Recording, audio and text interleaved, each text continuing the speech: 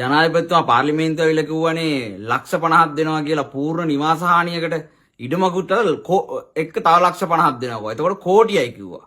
අපි නම් කිව්වා ඒ දවස්වල ඔවා කියන්නේ බොරු කියලා.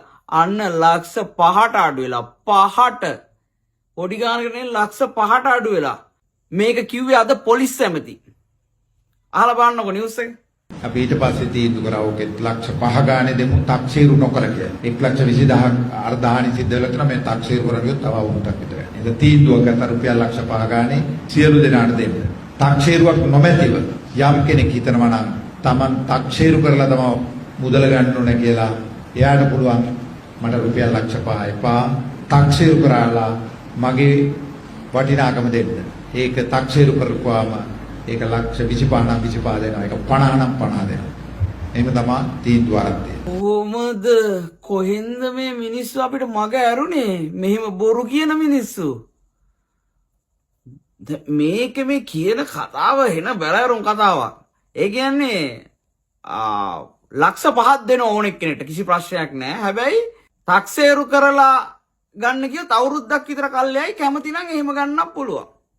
අර ලක්ෂ 50 කතාව කෝටියක් දෙනවා කියව කතාව ඒ ඔක්කොම නෑ. ඔක්කොම අපි කිව්වා වගේම අනුර කුමාරේ බොරු. ඒක නෙමෙයි රසම කතාව.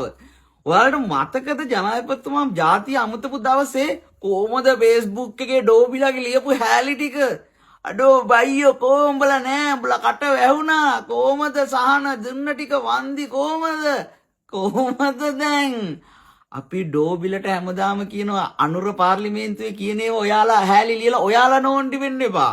රස්සාවට කරන ඒවා අවුලක් නෑ. ඒක ජොබ් එකනේ. හැබැයි අර ජොබ් එකට නැතුව හැලි ලියන මේ ටෝක් දෙන වීඩියෝ කරන ඉන්නේ ඩෝබිලා. අන්න උන්ට කියන්නේ ඔයාලව කරන්න එපා නෝන්ඩි වෙනවා. ලැජ්ජයිනේ. දැන් කොහමද රෙද්දාගෙන Facebook එකට එන්නේ? අන්න නෝන්ඩි කරන සැරට කරන්න දෙයක් නැහැ. අපි දන්නවා. අපි නම් දන්නවා අනුර බොරු කියන්නේ පාර්ලිමේන්තුව ඇවිල්ලා කියලා. එයාම තමයි කිව්වේ අපි නෙමෙයි. අනුර කුමාරමයි කිව්වේ. මම පාර්ලිමේන්තුව වෙනවා නම් කියන්නේ බොරු, එළියේ කියන්නේ නම් ඇත්ත කියලා. ඇත්ත නම් මම නම් පාර්ලිමේන්තුව කියන්නේ. බොරු නම් පාර්ලිමේන්තුව කියනවා. ඕක තමයි ඇත්ත. ඇත්ත හිස්ටරි මම